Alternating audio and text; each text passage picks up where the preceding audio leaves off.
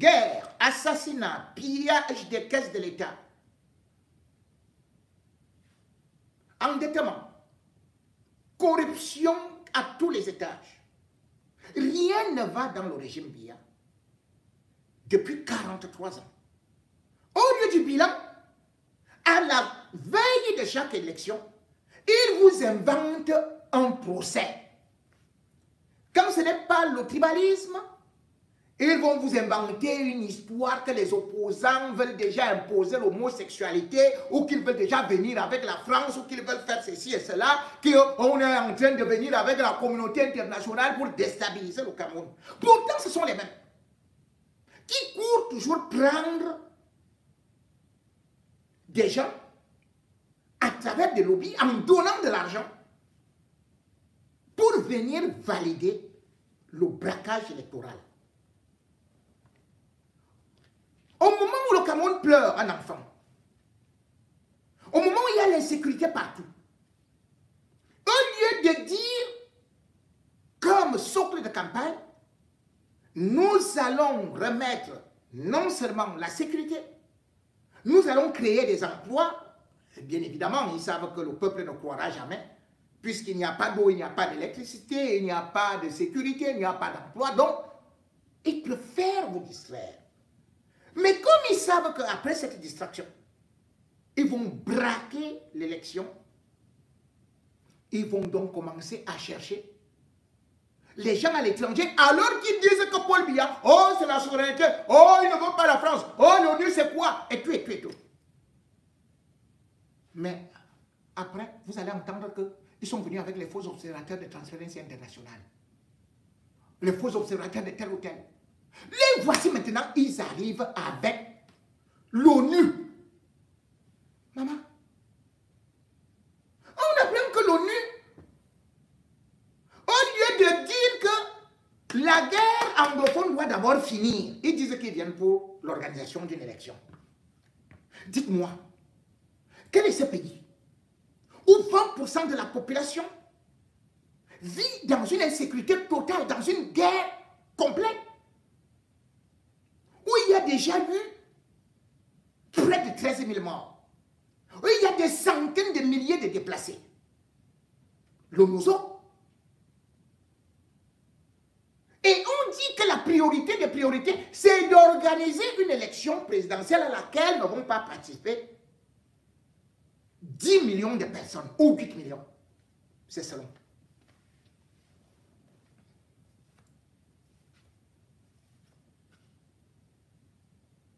Biya lui-même ne peut pas aller là-bas.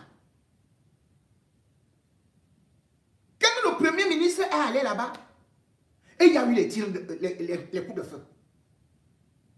Dans les établissements et dans les bureaux de vote, des Amazoniens sont présents et peuvent tirer à tout moment. Mais on dit que c'est l'ONU qui vient de signer une convention avec Elekam pour l'organisation des élections au Cameroun. Au Cameroun. Elekam a signé une convention avec une structure allemande. On entendait parler de Veridos. Et c'est ce Veridos qui devait sortir la liste électorale nationale. Bref, a gagné le contrat de travail avec Elekam. Comment se peut-il donc que, depuis des mois, ou plutôt, plus précisément depuis décembre 2024, la société civile, l'opposition, revendique l'application de l'article 80 de la loi électorale, c'est-à-dire la publication de la liste nationale électorale. Mais curieusement, Elekam se dérobe, demande 3 hectares pour publier peut-être des listes, et même quand on va donner 3 hectares, ils vont dire que maintenant il faut des babillards qui devraient avoir au moins de haut en bas, au moins 30 km de haut et peut-être 90 000 km. Mais voilà ce que les gars sont en train de faire. Et l'ONU voit quand même que Paul Biya a plongé le Cameroun dans une guerre et qu'aujourd'hui, même Boko Haram est en train de terrasser les populations de l'extrême nord, l'ONU subitement vient organiser une élection, une coopération avec l'ECAM. Dans quel pays l'ONU a fait ça? Et puis, quand il s'agit d'une élection présidentielle, donc, c'est seulement avec l'ECAM et le RDPC et l'ONU. Ils vont s'asseoir dans une chambre, ils ne communiquent pas, ils signent les accords, ça a coûté combien? On ne sait pas. Quel est le rapport? On ne sait pas. Mais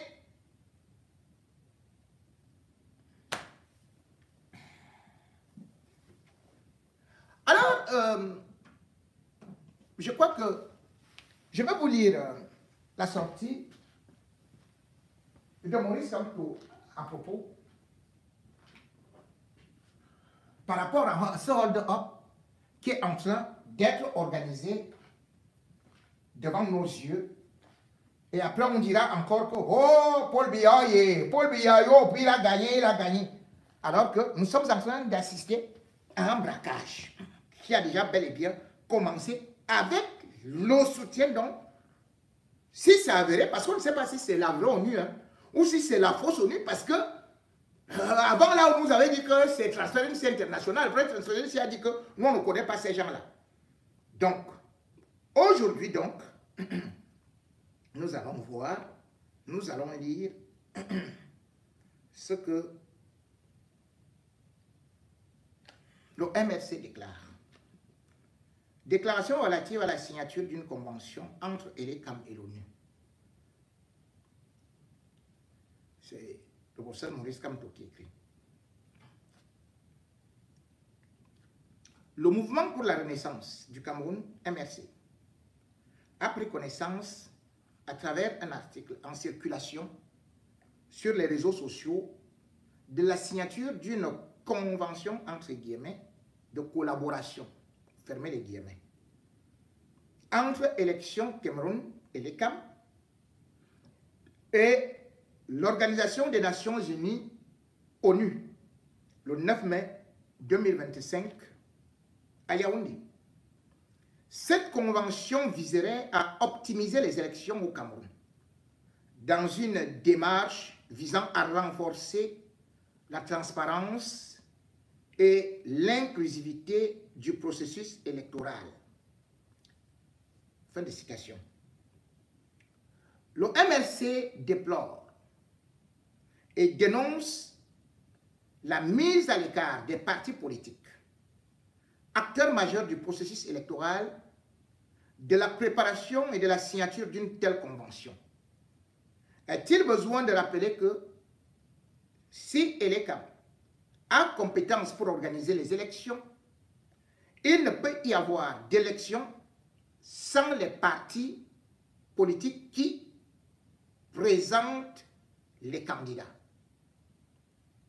Le MRC condamne fermement la démarche inconvenante de l'ECAM en cette période aussi importante et sensible de la vie politique nationale. Le MRC observe que plusieurs jours après la signature de cette convention, ni les responsables de l'ECAM, ni ceux de l'ONU n'ont cru devoir faire aucune communication sur cet événement afin d'édifier les partis politiques, la société civile et le peuple camerounais en général de la lenteur ou de la teneur plutôt des engagements pris par les uns et les autres. Et en quoi la convention signée pourrait contribuer à l'organisation d'élections libres, inclusives, transparentes et apaisées dans notre pays. Nous ignorons donc toujours tout du contenu de cette convention qui s'appliquera pourtant au cours de l'élection présidentielle à venir, dont la période de convocation du corps électoral s'ouvrira dans quelques semaines. Cette convention est signée dans un contexte marqué par le refus obstiné du pouvoir en place et de l'ECAM d'apporter la moindre solution aux sérieux problèmes posés par le processus électoral en cours, soulevé par le MRC, d'autres partis politiques et plusieurs organisations et personnalités de la société civile.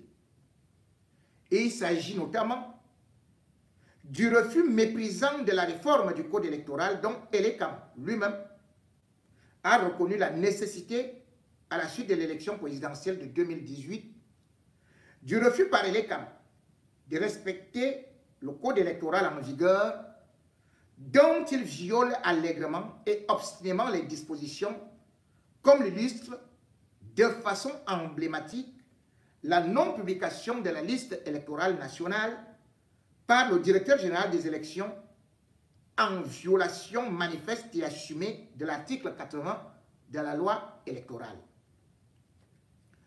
Tout ceci intervient dans un contexte de répression des libertés publiques, notamment à travers l'interdiction ou la perturbation systématique des réunions et manifestations des partis politiques de l'opposition.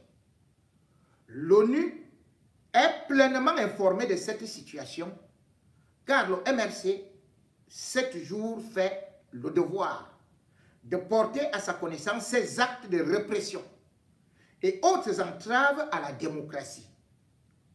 Au cours des derniers mois, nous l'avons notamment rappelé lors d'une réunion tenue avec une mission du PNUD le 10 juillet 2024 à Yaoundé, puis lors d'une rencontre avec le haut-commissaire aux droits de l'homme le 7 août 2024 à Yaoundé. Avec la signature de cette convention de collaboration, l'ONU apporte sa caution à l'un des régimes les plus répressifs et antidémocratiques du continent qui a pris les populations camerounaises en otage. En faisant un tel choix, l'ONU engage son entière responsabilité dans les fraudes préélectorales, électorales et post-électorales qui pourraient travestir les résultats de la prochaine élection présidentielle au Cameroun. Les Africains en général et les Camerounais en particulier ont encore à l'esprit l'ingérence regrettable de l'ONU dans le processus électoral en Côte d'Ivoire en décembre 2010. Ingérence qui contribua à accélérer et à amplifier l'une des pires crises post-électorales du XXIe siècle en Afrique, avec à la clé des milliers de morts et la désolation au sein de presque toutes les familles ivoiriennes. Le MRC exerce donc ici et maintenant son devoir de vigilance et d'alerte en dénonçant et en condamnant ces manœuvres qui, faute d'inclusivité et de transparence, sont de nature à apporter encore plus de malheur dans notre pays.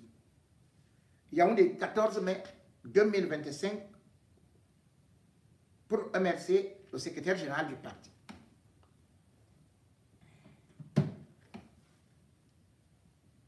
C'est donc bien expliqué que l'ONU a réussi à créer une crise en Côte d'Ivoire parce que l'ONU avait déjà pris parti. Et pourquoi l'ONU avait pris parti? Parce que Sarkozy et Obama ont influencé tout comme en Libye.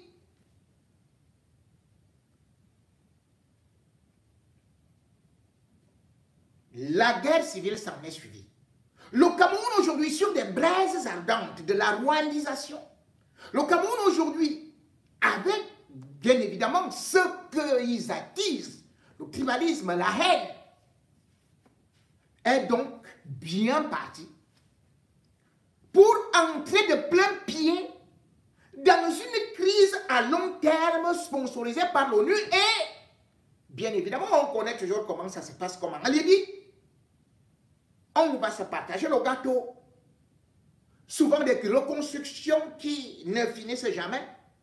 Parce qu'on veut soutenir un candidat qui garantit encore beaucoup de choses. Et Paul Biya étant le meilleur élève de la France. Et il faut bien soutenir le soldat, que dis-je, le général Biya. Surtout que l'AS aujourd'hui a fragilisé la position de certains pays impérialistes. Cette arrivée de l'ONU, et surtout en excluant déjà les partis politiques de l'opposition, montre donc justement qu'il y a déjà un complot pour continuer avec un régime qui leur permet, bien évidemment, d'obtenir toutes les matières premières, de continuer, bien évidemment, avec l'entrée de la porte, puisque le Cameroun, c'est la porte d'entrée du golfe de Guinée, d'être en toute sécurité et d'avoir un vieillard qui ne sait même plus ni parler, ni marcher, et qui, bien évidemment, ne boostait que pour venir au défilé. L'ONU sait aujourd'hui que ce n'est plus l'affaire Paul Biya, mais c'est la continuité d'un régime prédateur, d'un régime de pilleurs, d'un régime qui n'a jamais été au service du peuple, mais plutôt qui cherche à se maintenir avec le soutien en contrepartie de liquider le Cameroun, de vendre le Cameroun. Et c'est eux qui vont nous dire que c'est l'opposition, c'est les journalistes, c'est les activistes qui veulent vendre le Cameroun, alors que c'est eux. L'ONU ne peut pas venir gratuitement. Et pourquoi est-ce qu'on cache justement cette convention? Parce qu'il y a bien des choses qui ont été faites de la même façon que Biya est arrivé au pouvoir. De la même façon, il est maintenu dans ce pouvoir. Et bien sûr, quand on parle de pouvoir, ils se sont donné le seul devoir, pas de montrer leur bilan, pas de présenter leur bilan, mais plutôt de parler maintenant de la disqualification des candidats. Cabral Libi sera-t-il candidat? Ils sont déjà, bien évidemment, dans les laboratoires, puisqu'on voit déjà que pour le défilé du 20 mai, eh bien, le régime Biya a décidé de choisir le vieux Kona qui ne voit même pas, au détriment de Cabral Libi. C'est pourquoi tout le monde sait aujourd'hui que Kona a déjà déclaré qu'il va soutenir Biya, alors que le PCRN, prétend-on, est un parti de l'opposition. Kona a déjà donc reçu, lui qui n'est jamais entré au palais, lui qui vivait dans son petit village là-bas en brousse, il a reçu l'invitation qu'il doit être assis à la droite de Dieu le Père, Paul Biya, en compagnie de son créateur, Paul Atangani. Toutes ces manœuvres montrent clairement que le régime Biya ne veut pas de concurrence. Ou plutôt, ils ont déjà leurs adversaires qui sont en fait leurs partenaires et qui pourraient être les seuls à valider leur candidature. Parce que le Conseil constitutionnel est bel et bien aussi à la parade pour dire tout simplement irrecevable. Devant ceci, les débats télé se multiplient. On est désormais pas sur le bilan des régimes qui a le néant, mais seulement sur le mandat représentatif, le mandat, on a déjà tout. Le mandat impératif, le mandat superlatif, le mandat du passé simple et du passé composé de ceci, on ne sait même plus ce que ça veut dire, juste parce que on fait éliminer certains candidats de l'opposition, et particulièrement aussi Maurice Kamto. Alors qu'il est du RDPC, il est secrétaire général d'un parti politique qui est au pouvoir. Grégoire Ouona, qui n'a été dans aucune université de droit, dont on connaît tout simplement le seul droit qu'il connaît, c'est le droit de cuissage. Le voilà qui vient déjà donner des professeurs des cours de droit à des professeurs agrégés de droit. Voilà Grégoire Ouona qui, dans une sortie, se substitue désormais au Conseil constitutionnel, que dis-je, a déjà donné le verdict du Conseil constitutionnel pour dire que ça ne vaut même pas la peine, le MRC sera disqualifié. Et mieux encore, parce que disposant de son armée, et sachant que, enfin, selon son analyse, que les Camerounais sont des peureux, il leur dit déjà qu'aucun ne sortira et ils vont passer en force. Voilà donc cette assurance. Les plans qui ont été montés et qui aujourd'hui sont dévoilés sans même prendre des gants. Grégoire Ouona ne connaît ni le droit, il n'est pas magistrat, il n'est pas du Conseil constitutionnel, mais vous allez voir ce que ce monsieur écrit à propos de la candidature du MRC, qu'il a déjà immédiatement, rapidement disqualifié, jeté en brousse, en fonction de son analyse. Le voici ici, le secrétaire général adjoint du RDPC, Grégoire Ouona. Voilà ce qu'il écrit. Maurice Kamto sait bien que s'il est présenté par le MRC ou le FCC, sa candidature pourrait ne pas être validée malgré le recrutement des élus. Malgré le recrutement des élus. Démissionnaire du SDF auquel il procède depuis quelques jours. Auquel il procède depuis quelques jours. Il va ainsi s'exclure lui-même. Comme en 2020, à la dernière minute. On sait bien ce que signifie être élu d'un parti. On sait aussi ce que signifie le mandat impératif, même sans être juriste. Sans être juriste, on sait ce que c'est que le mandat impératif. Il sait bien ce qu'il doit faire s'il veut faire valider sa candidature. Des partis attendent pour cela. Ça sera simple et clair. Et nous serons heureux de l'avoir en face pour lui montrer ce qu'il ne veut pas voir. Les Camerounais ne descendront pas dans la rue parce qu'on a rejeté légalement une candidature. Ils sauront que vous l'avez cherché. Vous l'avez bien préparé en suscitant tous ces débats que vous entretenez. Signé Grégoire Ouona, posté sur sa page Facebook. Merci, maître Grégoire Ouona, professeur Grégoire Ouona. Bien évidemment, il dit que tout le monde connaît le mandat impératif. Moi, je ne le connais pas. Je l'ai appris là, depuis un certain moment. Mais Grégoire Ouona, qui semble donc connaître le mandat impératif plus que Maurice Kamto, nous a déjà donné ce que, bien évidemment, le Conseil constitutionnel va faire. Sauf que, il ne parle pas de son parti. Qui est le président de son parti? C'est Paul Biya.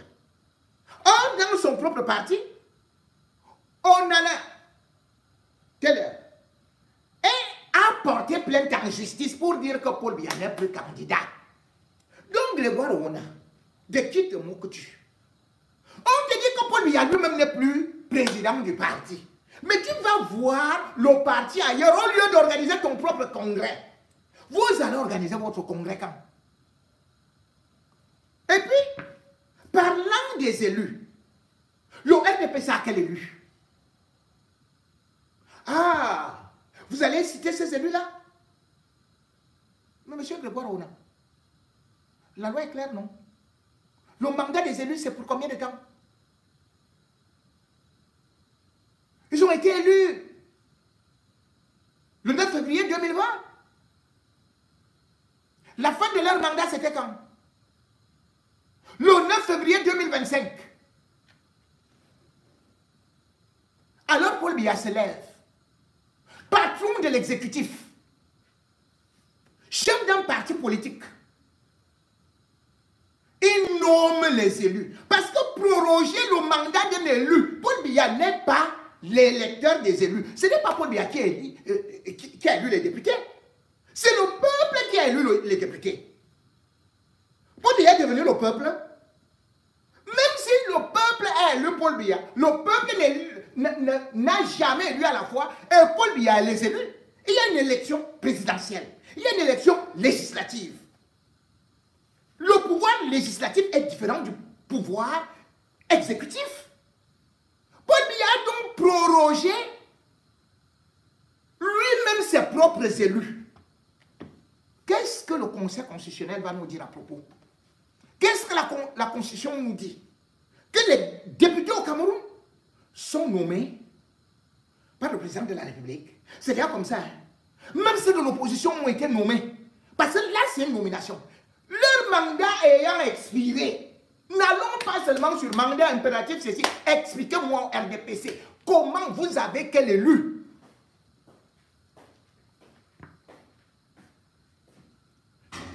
Un président a prorogé le mandat. Lui-même, il est contesté comme président du RDPC. Encore que c'est même anticonstitutionnel que d'être président d'un parti et encore président, chef de l'État, chef de la nation, président de la République. C'est quoi au juste? Soit il reste président d'un parti politique et il démissionne comme président de la République. Et de surcroît, tu es président d'un parti politique et tu vas nommer les députés de l'opposition. Grégoire Oura, est-ce que tu comprends même ce que tu es en train de raconter? Comme tu es avec ton ami Cabral Libi, que tu es en train d'éliminer calmement là, en riant. Et d'ailleurs, je lui avais dit, ici, j'avais dit que toi, Grégoire Ouna, tu n'as pas d'amis, que tu allais l'éliminer. Voilà le pauvre Cabral Libi qui est déjà donc en train de pleurer. Maintenant, allons donc sur le cas de Cabral Libi. Qu'est-ce qui va se passer? Cabral Libi a été élu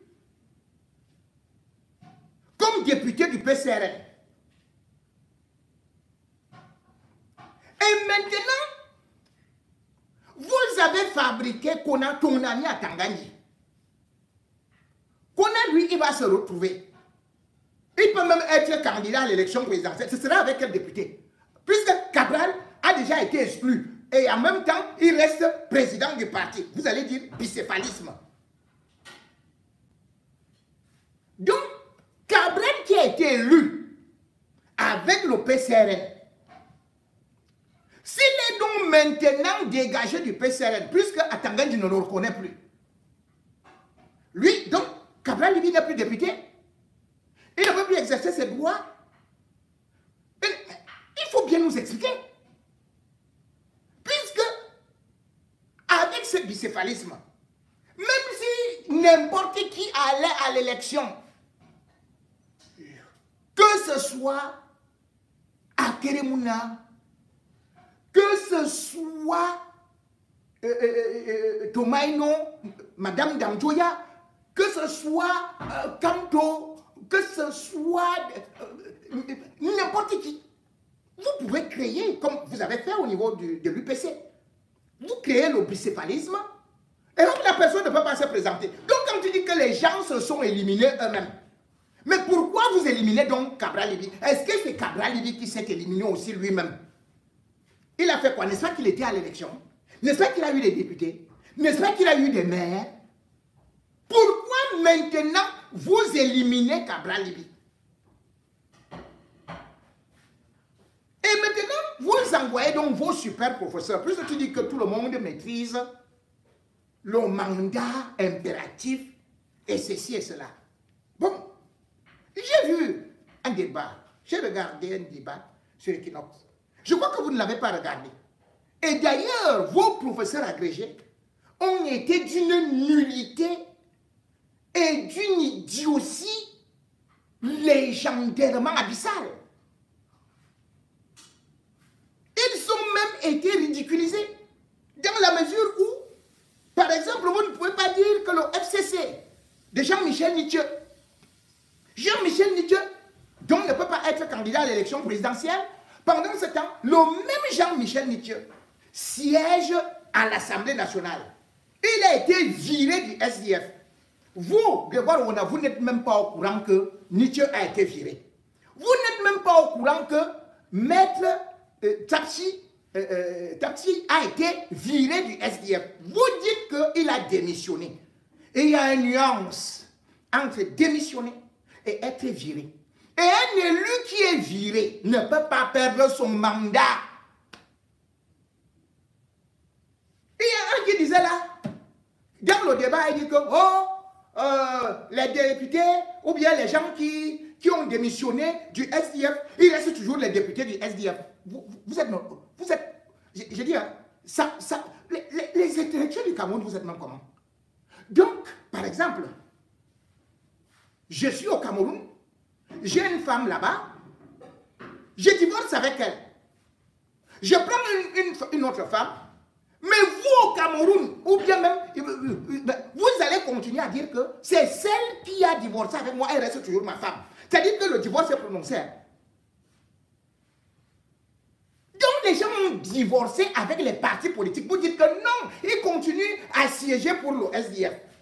Donc, Grégoire, tes ex-femmes-là, c'est elles qui continuent à décider pour toi, dans ta famille. C'est elles qui continuent à diriger parce que vous êtes d'abord mariés avant et tout et tout. De toutes les façons, écoute ceci. Parce que c'est un véritable cours magistral en ce qui concerne justement le droit constitutionnel que bien évidemment, toi et moi n'avons pas appris, même si aujourd'hui tu fais semblant de mieux le maîtriser. Je crois au moins que tu comprendras que entre ce qu'on t'a demandé de venir raconter et ce qui est vrai. C'est un ami, je ne vais pas lui répondre. De faire quand même du tout, mais c'est un ami, je ne vais pas lui répondre. Parce qu'il a quand même touché à ma sensibilité, mais je ne lui répondrai pas, c'est un ami seul. Ça, j'allais lui répondre. Non, je ne lui ai pas répondu, je suis en train de dire qu'avec toute la considération que j'ai fournie, je ne lui répondrai pas. Parce que pendant 4 ans, j'ai dispensé le cours de droit constitutionnel et régime politique. Droit constitutionnel. Et voilà, on écoute bien. Dans une université, quand on vous accorde un tel enseignement, écoute ce débat. Donc, je ne vais pas. Alors, les téléspectateurs veulent davantage comprendre. Justement, c'est alors tout le mandat impératif qui est convoqué, je le dis, et je voudrais peut-être davantage souligner ceci. Le professeur Maurice Kamto et le professeur James Mwange Kobila ont rédigé un article intitulé « Sur une question en débat, la nullité du mandat impératif et la déchéance des élus au Cameroun ». Dans ce brillant article, d'ailleurs, qui est une référence, lui-même, le professeur Maurice Kamto, nous dit ceci dans cet article. Il dit « Le mandat impératif protège l'élu vis-à-vis de son parti et protège l'élu vis-à-vis de ses électeurs. » Et il conclut, il poursuit en disant que c'est ce qui rend donc le caractère irrévocable du mandat jusqu'à la fin de celui-ci. Parce que pour lui, le vote a ceci qu'il est initial au début et il est cyclique. C'est-à-dire qu'il est prévu pour 15 jours et on fait un procès verbal et avec les validations parlementaires, ça c'est pour le Parlement, on consacre donc la configuration soit de l'exécutif communal, soit du Parlement ou de l'Assemblée nationale et non du Sénat. Donc dans cette démonstration qui est faite par le professeur Maurice Kamto lui-même, que je cite avec le professeur James Mwange Kobila, il peut valoir le fait de ce que la seule fois où il y a faute, c'est que le qui a démissionné de son parti, ou bien qui est exclu de son parti, s'il perd la déchéance, s'il est frappé de déchéance de son mandat, il y a la faute. C'est-à-dire qu'on a piétiné la Constitution. Parce qu'il doit achever son mandat. Voilà, continuez alors. Oublions il y a Meksan Moukama qui nous suit attentivement. Il me demande de vous poser la question, il me demande d'expliquer pourquoi on a inscrit la notion de la nullité du mandat impératif dans la Constitution. Bien sûr, c'est la raison pour laquelle, pour l'instant, j'ai apporté les 2 définitions du mandat impératif. C'est-à-dire la définition négative, qui voudrait que l'élu est lié aux instructions de son parti et de ses électeurs. Et la seconde définition qui est positive, qui voudrait que l'élu joue d'une indépendance absolue vis-à-vis de ses électeurs et de son parti. Et la conception qui est retenue à l'heure actuelle, c'est la conception positive, c'est-à-dire la définition positive, qui consacre donc que l'élu sort de l'otage, il est plus ligoté, parce que son mandat impératif, donc, qui consacre le fait de ce qu'il puisse achever son mandat dans les bonnes conditions. C'est la raison pour laquelle j'ai évoqué tout à l'heure que lorsque Joseph Corona, le professeur de regretter mémoire, elle réintroduit cette notion dans la construction du juge avec accuracy, c'était pour protéger l'élu et le mandat. Il parle du cas d'Albert Zongan pour ensuite du ADPC. Donc ça veut dire quoi? Ça veut dire tout simplement qu'il y a faute si le fait qu'un candidat démissionne de son parti ou est inscrit et on lui refuse d'achever son mandat. C'est à partir de là que le législateur estime qu'il y a faute. Mais la vraie question que vous posez, et que je souhaite que les autres, Pefa et Amassoma puissent apporter, c'est de savoir, est-ce qu'en cours d'un mandat, le fait que des transfuges quittent d'un parti politique, SDF comme c'est le cas, pour le MSC, confère au président du MSC la possibilité que sa candidature doit être recevable. Et je dis non, je dis que non, ce n'est pas possible. Dis-moi un peu le père. Dis-moi mon frère. Dis-moi. Référons-nous à la configuration du Parlement. J'ai pris un exemple simple et je voudrais qu'il me répond là-dessus. Est-ce que le fait que M. Chapi, Ravazé, rejoint les rangs du MSC fait de sorte que la configuration de l'Assemblée nationale change? Non! Et pour le cas Maître Nietzsche? Mais écoutez, en vertu de la loi, même si vous avez démissionné de votre parti, vous restez de ce parti jusqu'à la fin de votre mandat. Est-ce que devant Maître Nietzsche à l'Assemblée, c'est toujours inscrit? Voilà. Écoutez, en vertu de la loi, en vertu par c'est une faute. L'Assemblée nationale et son fonctionnement, le règlement Non, je pose la c'est bien mentionné FCC. Le chevalet, c'est FCC. Je vous dis la chose. Voilà. C'est une œuvre de l'Assemblée nationale. Monsieur le régional, ça veut vraiment dire que, de ma part, je considère cela comme une faute, une défaillance. On ne doit rien mettre du FCC. Mais on renverse toute l'armée nationale, toute l'Assemblée là. On ne peut pas, en cours de mandat, ces gens-là, toujours continue. Et ils ne répondent pas de questions que vous avez. Enlevez-le. Ils ne répondent pas depuis. Si on en répond. Non, mais même pas, monsieur le régional. C'est de savoir est-ce que ça crée l'éligibilité présidentielle. Oui, ça serait de Je dis de manière pédagogique. Inéligibilité sous la bannière MRC, il faut bien Sous la bannière MSC, je dis non. Non, ça c'est votre point de vue. Parce que si c'est comme ça, c'est qu'ils torpillent le principe. Une dernière petite question. On me demande si Maître Tapi Lavoisier peut être candidat sous quelle bannière? Il ne peut être candidat qu'à la fin du mandat. Non, si vous, Maître Tapi décide d'être candidat pour cette élection. Mais bien sûr, Sous quelle bannière? sous la bannière de son ancien parti. C'est pas possible Donc il a présenté la parce bannière. qu'elle n'allait plus. Le gars est exclu. Et il est candidat avec sa parti. Maître pour moi fait aussi. Oui, faisons un point droit étranger. Au Rwanda, les dispositions sont claires, M. Massouma. On dit ceci. Si vous démissionnez de votre parti, Le Congo démocratique aussi. oui, si vous démissionnez de votre parti ou bien vous êtes exclu, votre mandat est frappé de déchéance. Donc, ce qu'il faut pouvoir noter, c'est d'ailleurs tout ce que notre constitution elle-même aussi entretient un certain nombre de complexités. Pourtant, ailleurs, c'est suffisamment clair. C'est un peu la commission qui a indiqué que dans le Moi, lui a dans son propre piège. Rien n'est clair. Aucun problème peut être candidat à l'élection présidentielle. Mais maintenant, vous savez que la complexité de notre pays dans le fonctionnement de nos institutions, il faut encore pouvoir compter sur la hardiesse du Conseil constitutionnel. C'est pourquoi quand j'ai commencé, je vous ai dit, dans cette question, parce que où réside la beauté de la loi, c'est au niveau de ses interprétations. Donc, celui qui va nous faire la meilleure interprétation pour nous dire que c'est Owona. Grégoire Owona, viens nous interpréter parce que là. C'est le Conseil constitutionnel. Ah, mais c'est Grégoire Owona.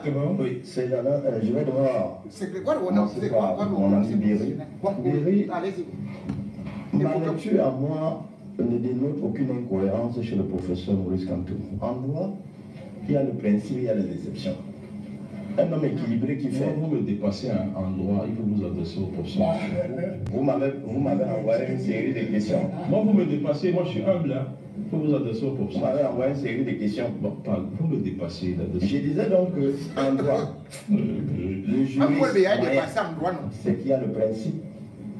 Et s'il peut parler droit devant comme pour les acquérir. Au moment où il parle, il est dans un état normal où il n'y a que des principes. C'est-à-dire qu'il n'y aura pas de transhumance politique. Il ne trouvera aucun élu c'est normal qu'il a fait expressis verbis, qu'il sait que la décision, elle est lourde de conséquences. Ben, vous ne pouvez pas lui interdire l'usage des passerelles. Voilà. Alors, revenons à mon distingué ami frère, le professeur Louison. Et Somba. Je sais ce qui le dérange. Moi, je le connais avec un droit lourd. Mais quand il se retrouve au quartier, je sais que le mot l'a heurté, désolé, mais je me devais. Qui aime bien châtie bien.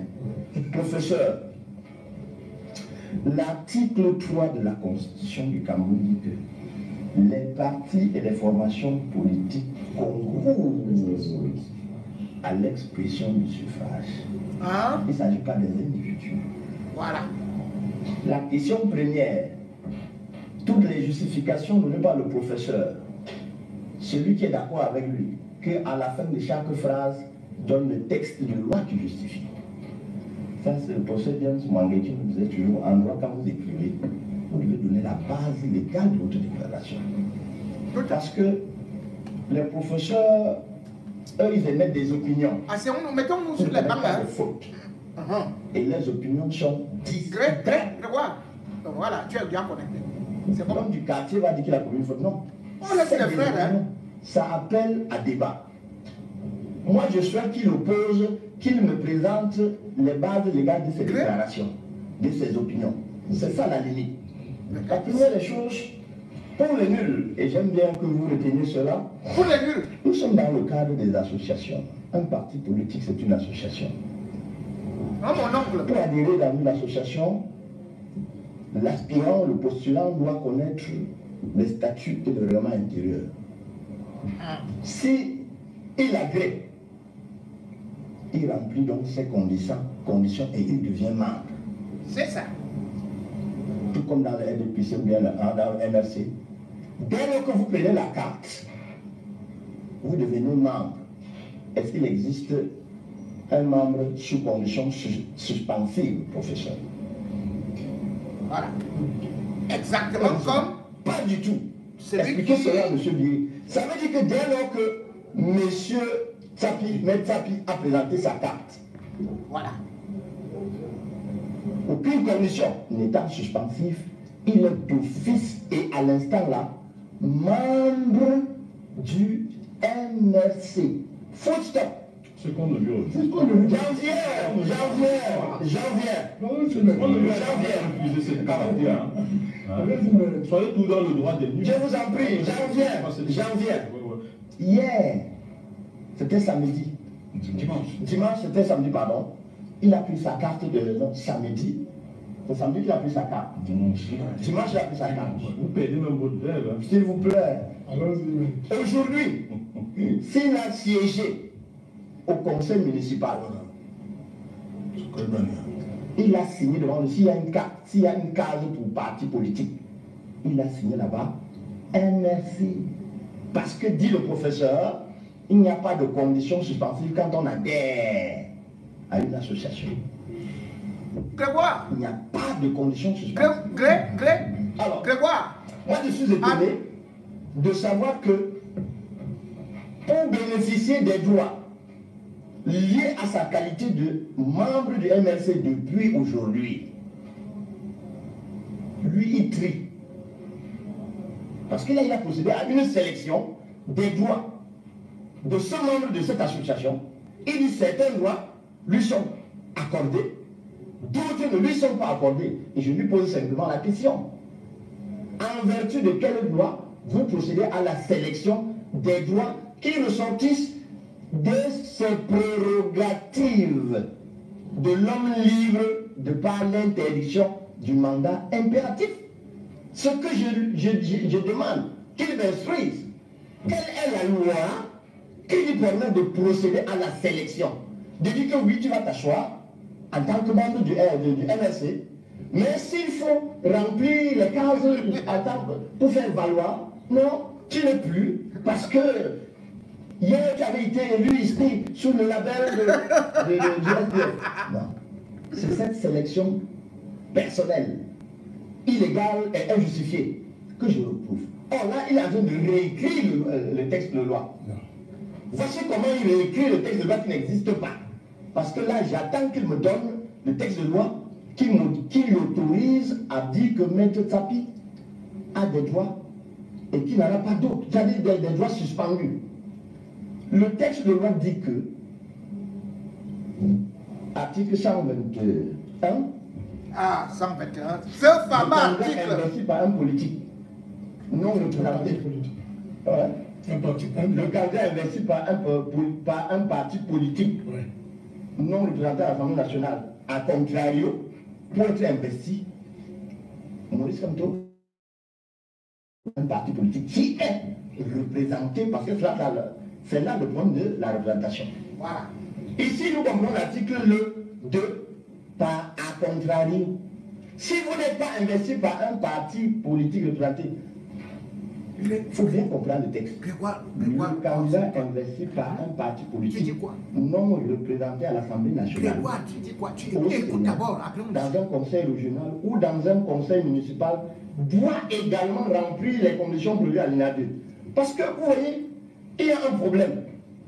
Chacun construit le texte comme il veut dans sa tête pour expliquer au peuple. Personne ne lit.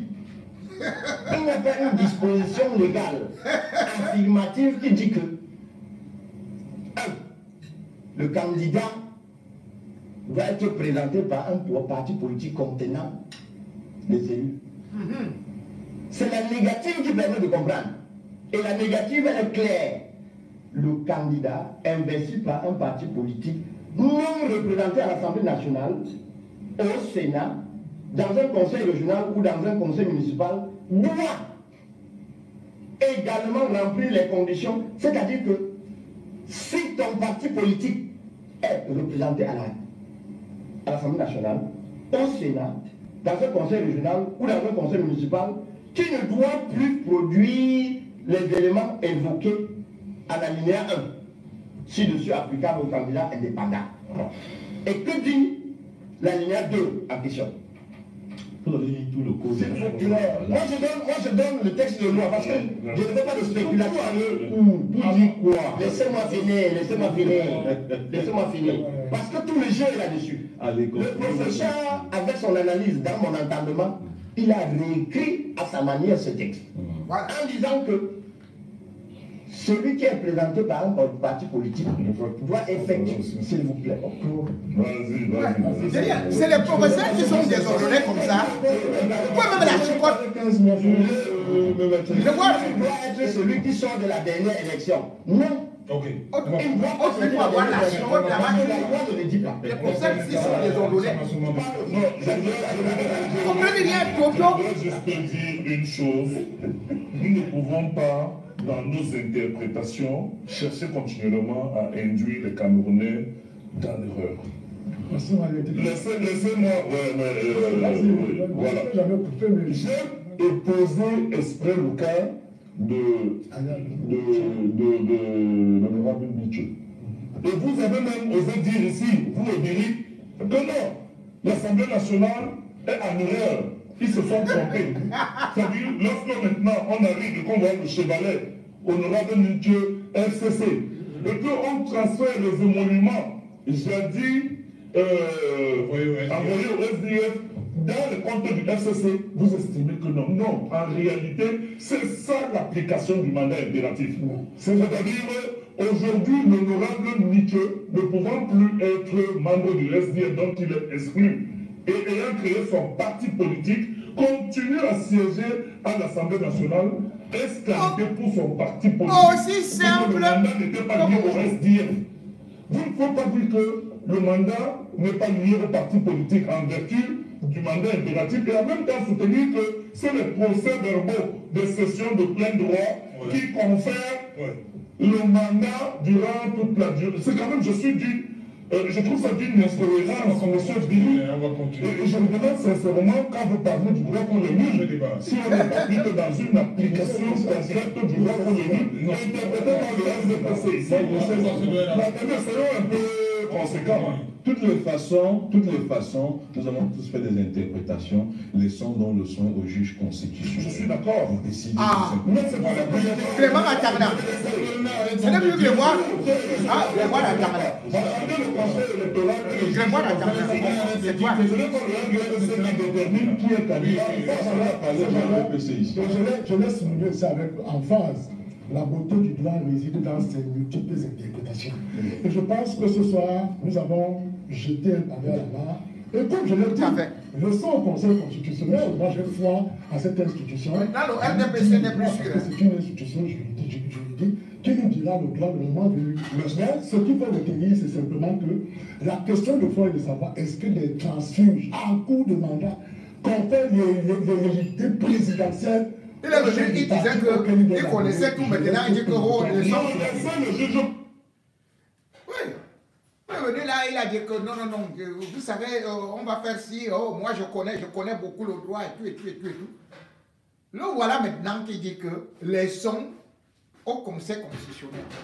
Le Conseil constitutionnel ne pourra pas se défaire de ce gros piège. Pourquoi? Parce que, justement, quand on parle du cas de Maître Tsapi, le cas de Maître Tsapi est tout simplement aussi une excellente leçon par rapport à cela, dans la mesure où on constate justement qu'avant lui, c'est-à-dire que celui qui est supposé, celui qui était là, devant lui, le maire, il a fait comment?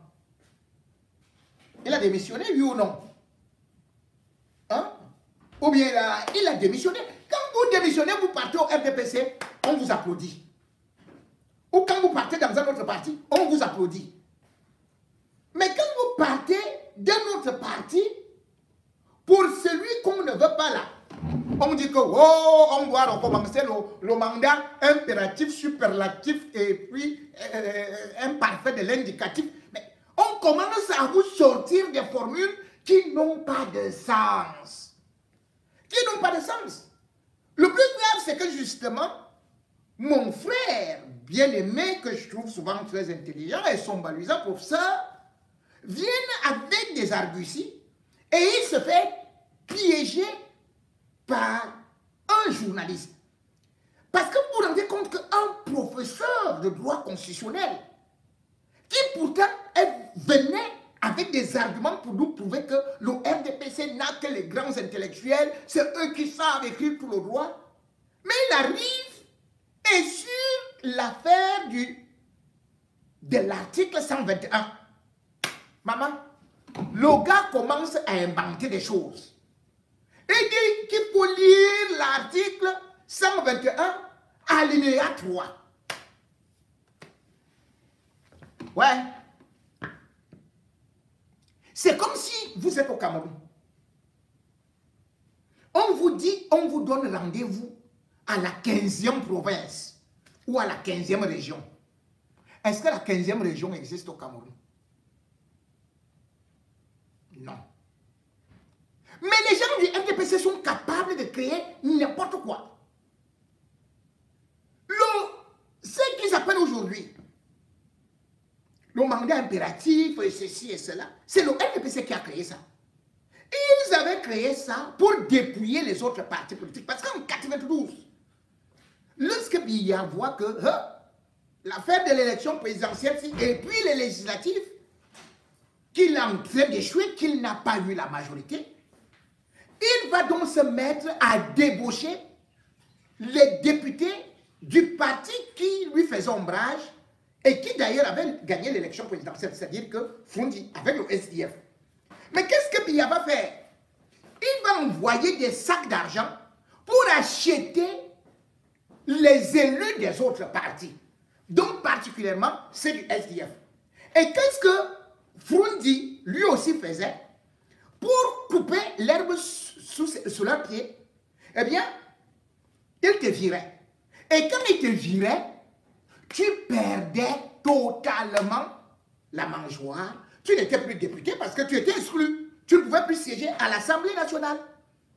C'est comme ça donc que Biya et le parti des flammes, le parti des bandits, ils vont réfléchir que En fait, il faudrait qu'on débauche les députés, les élus, mais qu'ils continuent à travailler sans qu'ils perdent leur mandat.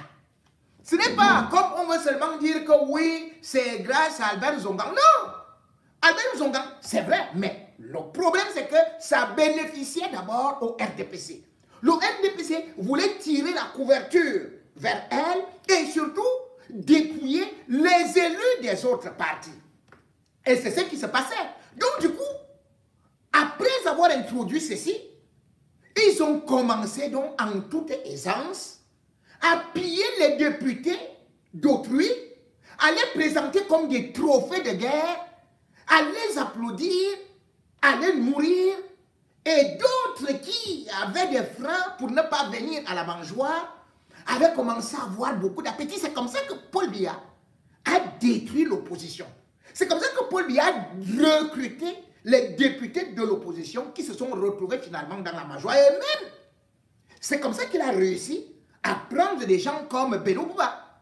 Puisque Bello Bouba n'avait pas, il avait beaucoup de députés et n'avait pas besoin de s'acoquiner avec le RDPC. Mais qu'est-ce qu'il a fait? Il a d'abord divisé l'UNDP. L'UNDP, on avait déjà d'un côté l'UNDP, ANDP. Et ce n'est plus ça. On a acheté les députés à gauche et à droite. Bello Bouba a regardé, lui qui disait que donc ce sont des traîtres. Ils ont fait ceci, ils ont trahi notre idéologie et tout et tout. Lui-même, il a commencé à gratter la tête que ouais, je me bats, mais on va me retirer tous les députés et tout et tout. Mieux, moi-même, je pars. C'est pour ça que lui aussi il part à la mangeoire pour servir le RDPC. Maintenant donc, dans leur propre jeu, ils sont pris. Qu'on récupère aussi des élus ailleurs. On n'a même pas récupéré les élus du RDPC. On a dit que restez avec vos élus là-bas. Le décor, on revient déjà dire que oh yo, ça c'est le vol, c'est le braquage, oh enlèvement de femmes, oh machin prostitution, oh yo. Mais c'est quoi? C'est vous qui avez appris ça. Action-réaction, attaque contre attaque. C'est ça qui est en train de se jouer en 2025. Et surtout, lorsque vous attaquez, vous ne regardez pas votre derrière. Parce qu'il s'ouvre. Et c'est en ce temps que Mbappé arrive avec une vitesse astronomique. Bim, bim, bim, bim, bim. Et qu'on prend Mbappé, on le met dans L'Oréal, et maintenant L'Oréal devient, allez, vous allez voir l'année prochaine, allez, le but, et tout, et tout. C'est comme ça. Donc c'est là que vous avez utilisé dans le parti de l'opposition et qui, comme les moments ont été achetés, sont devenus maintenant vos proches collaborateurs. Qu'est-ce qu'on fait aussi? On a compris votre jeu. On les prend, on les met, parce que beaucoup aussi veulent le changement. Ils viennent tout simplement. Est-ce que Maître Tsapi, il ne vient pas pour manger? Mais il vient parce qu'il a compris une certaine idéologie. Parce qu'aujourd'hui, le peuple veut le changement. Le peuple ne veut plus de la sardine. Le peuple ne veut plus du pain. Et le peuple ne veut plus des intellectuels corrompus qui parfois, pour venir vous défendre, ne savent même pas tenir leur dossier. Et surtout, montrent la médiocrité que vous avez toujours étalée depuis de longues années. Comment imaginer qu'un professeur se fasse coincer sur un plateau télé et se mette à inventer des lois et des alinéas qui n'existent pas? Regardez ce cinéma à la Charlot avec notre ESSO. Voilà. Professeur, je te donne la parole. Tu peux bien parler. Il est où? Il est où? Il ne parle pas? Mets ça là-bas. Oui, mets là. Voilà. Vu le débat, est-ce que les élus que le MRC a acquis dimanche dernier à Bafoussam donnent la latitude au professeur Maurice Kamto de présenter sa candidature comme président du MRC? Bien, merci beaucoup, Serge Alain. Ce n'est pas cet élément, mais bon, mais ça va. Parle aussi. Des transfuges du STF qui rejoignaient le MRC. Alors, dans la communication que j'ai donnée, parce que j'avais été sollicité pour présenter justement une communication sur les implications de cette cérémonie-là. Le propos que j'avais tenu consistait à dire que l'événement consolidait, j'espère que les auditeurs me suivent bien, consolidait la certitude. Donc ça dit que avant même que cet événement ait lieu, le MRC avait déjà le pouvoir d'investir lui-même le professeur Maurice Kamto.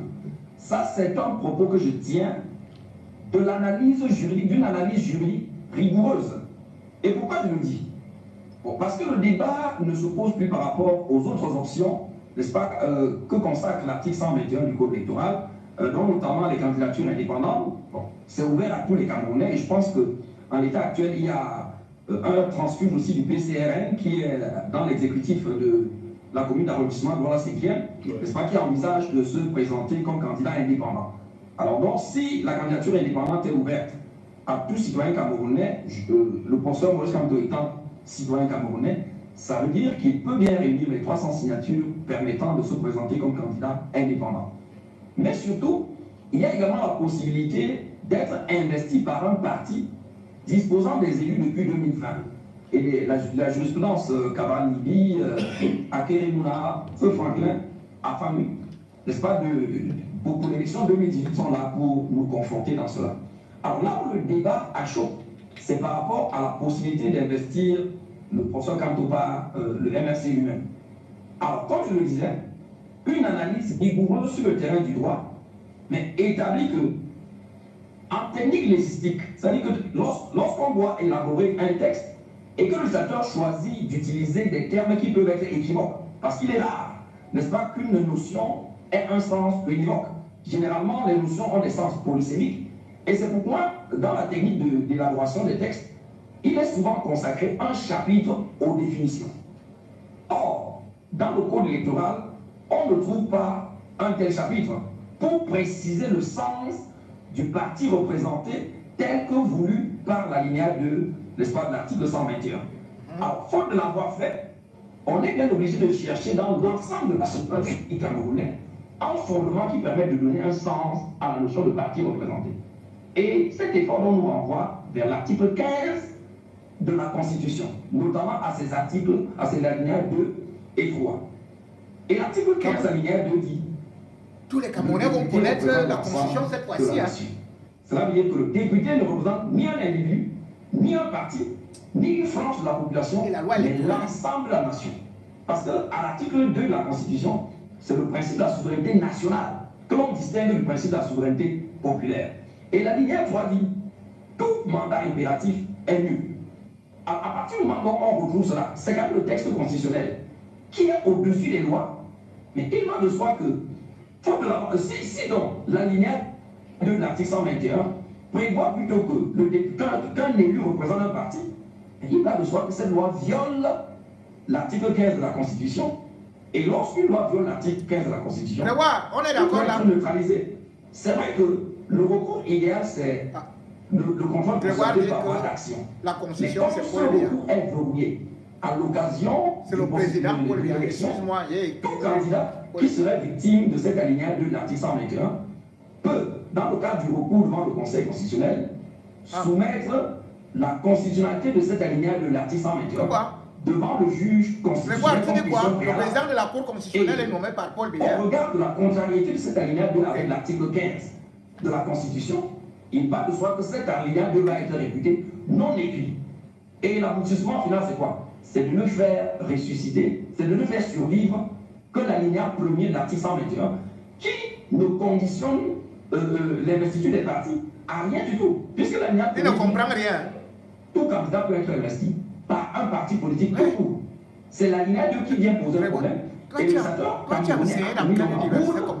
dénoncer une règle qui contracte une disposition constitutionnelle. Or, le principe de la hiérarchie des normes juridiques, avec son corollaire qui est le contrôle des normes, vous voyez ça, c'est les réalités de gens. Je suis dans le noir. Hein. Je continue à être suivi. Allez-y, prof. Voilà, donc je suis dans le noir, voilà, ça vient d'être coupé. Je vais peut-être demander aux enfants. Et donc, vous comprenez que j'étais en train de pour dire que 43 ans dans le noir. L'article 121 viole possiblement l'article.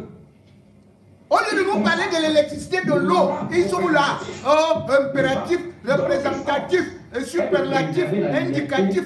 Et l'indépendance de l'élu vis-à-vis de son parti. Alors, en neutralisant l'alinéa de l'article 121, il ne subsiste dans l'article 121 que son alinéa premier. Et cet alinéa premier donc habilite tout parti, au-delà du MRC, à investir donc un candidat sur le plan juridique. Cela ne pose aucun problème. Ça, c'est une analyse que personne ne peut me contester parce qu'une loi ne peut pas aller à l'encontre de la Constitution, même si j'ai vu les collègues, les experts respectables dire le contraire. Il n'y a aucun système juridique où une loi peut aller à l'encontre de la Constitution. C'est bien le cas de cette alinéa de l'article 121 qui viole ostensiblement la Constitution en conférant la représentation de l'élu, non pas à la nation telle que vous le voyez la Constitution, mais plutôt à un parti. Je préfère m'arrêter là peut-être. S'il y a des contradicteurs, ça me permettra de revenir. Et Somba, on n'a pas pris Somba, on n'a pas pris pour ça et Somba. Pourquoi vous avez fait aussi ça? Bon, pourquoi? Et c'est le noir, hein? Tout est dans le noir. Hein? Il y a coupure d'électricité ici. Bon, au RDPC, parti du noir, et on ne met qu'une flamme pour tout brûler. Et vous vous rendez compte? À l'Omnisport, au quartier Omnisport, pour ne pas dire au quartier Amadou Ayidjo, là il y avait la lumière. Depuis 4 jours, c'est dans le noir. Pas d'électricité. Voilà les vrais débats. À l'Omnisport, depuis 5 jours, il n'y a pas une goutte d'eau. Voilà les vrais débats. Quel est ce parti qui ne débat que sur des faussetés? Oh yo, homosexualité a fait. Oh yo, article, l'autre ne doit pas être candidat. Oh yo, l'autre a dit que... Mais faites le bilan, où sont vos routes? En 42 ans. Où sont les emplois? En 42 ans. Quelle est la situation des jeunes?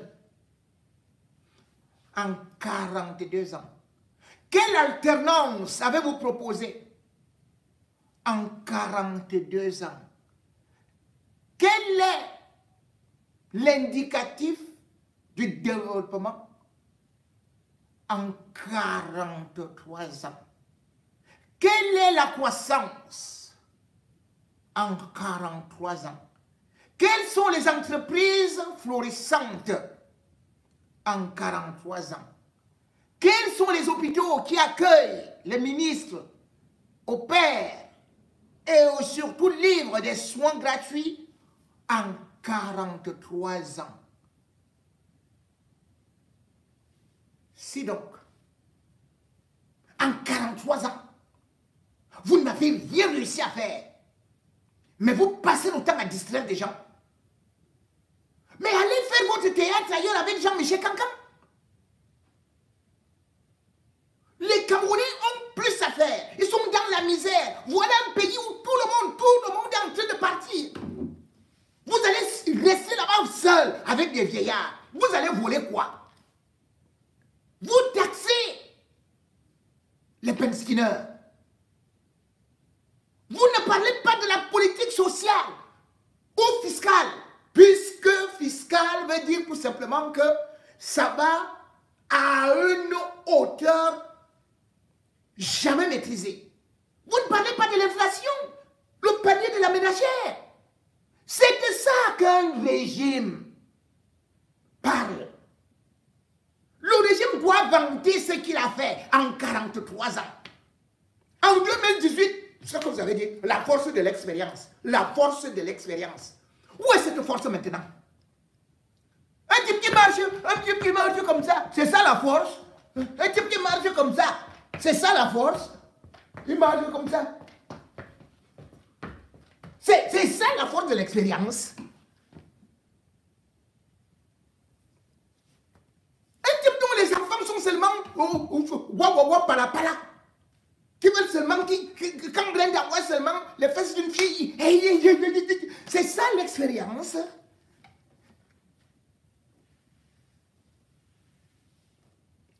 Un professeur agrégé, il passe dans une émission, boum, coupure d'électricité. Depuis que vous me regardez ici, vous avez vu une coupure d'électricité. Où sont les barrages hydroélectriques de Paul Biya? Ça va démarrer quand?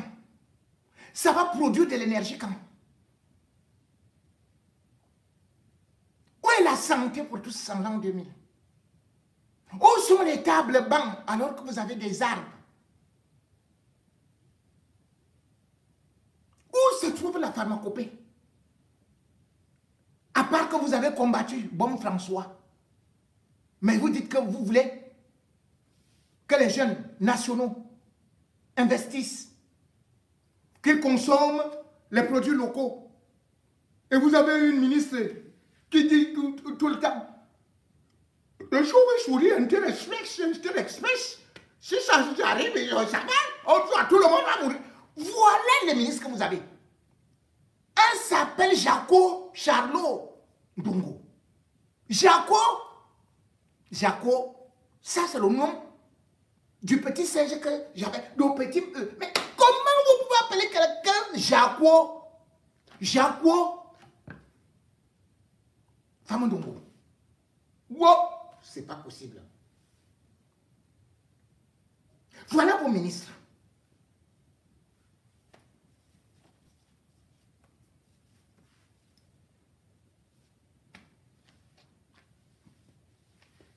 L'autre est venu, tout un professeur, pour venir dire que l'article 121, alinéa 3, Serge l'autre lui a dit que, hey, ton père, c'est comment non? L'article 123, tu as vu ça où? Il dit que c'est...